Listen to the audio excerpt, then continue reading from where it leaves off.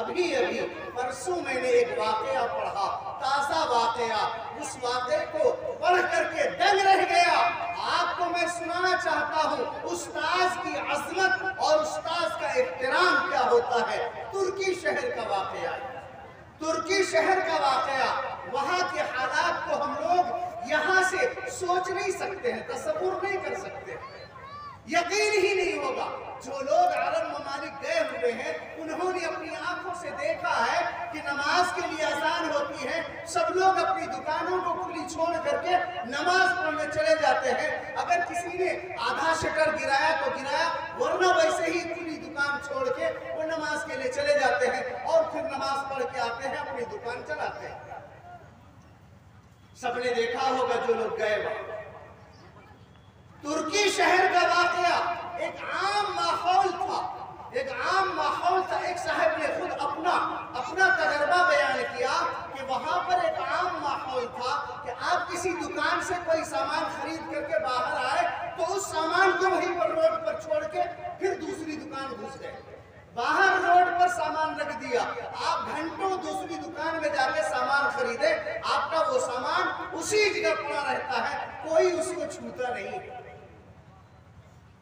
तो अपना वाकया जो बयान करने वाले हैं वो एक प्रोफेसर साहब हैं, वहां की यूनिवर्सिटी के एक प्रोफेसर साहब अपना वाकया बयान करते हैं। वो वाकया ये है कि उन्होंने कहा कि मैं अपनी आदत के मुताबिक एक दुकान में गया, कुछ सामान खरीदा और एक बड़ी महंगी साइकिल थी मेरे पास, उस साइकिल से मैं गया था, रोड पर मैंने वो साइकिल खड़ी कर दी। उसके बाद मैं सामान खरीदने के लिए चला गया, सामान खरीद के अब वापस आया, उसी साइकिल के पास मैंने सामान रख दिया, फिर दूसरी दुकान में घुस गया। जब दूसरी दुकान पर मैं जा रहा था तो मैंने देखा कि मेरी साइकिल के पास में एक औरत हिजाब में पर्दे के साथ थी, लेकिन एक औरत वहां पर खड़ी है। तो मैंने समझा कि वो किसी का इंतजार कर रही होगी, मैंने ध्यान नहीं दिया। काफी देर के बाद घंटों मैंने शॉपिंग की और जब वापस आया तो देखा कि वो औरत अभी तक खड़ी है। मुझे ताज्जुब हुआ, अभी मैं वहां करीब भी नहीं पहुंचा था कि बढ़ करके उस औरत ने मुझे सलाम किया। उस औरत ने आगे बढ़ करके मुझे सलाम किया और कबल इसके कि मैं उसको कोई बात पूछूं, वो खुद ही बताने लगी कि आपके फला शागिर्द की मैं मां हूं, आपके फला शागिर्द की मैं मां हूं। आप ऑनलाइन पढ़ा रहे थे, मैंने ऑनलाइन पढ़ाते हुए टीवी पर आपका फोटो देखा था, इसलिए मैंने आपको पहचान लिया कि आप हमारे बेटे के उस्ताद हैं। अच्छा, अब यहाँ पर आपका सामान और आपकी साइकिल थी।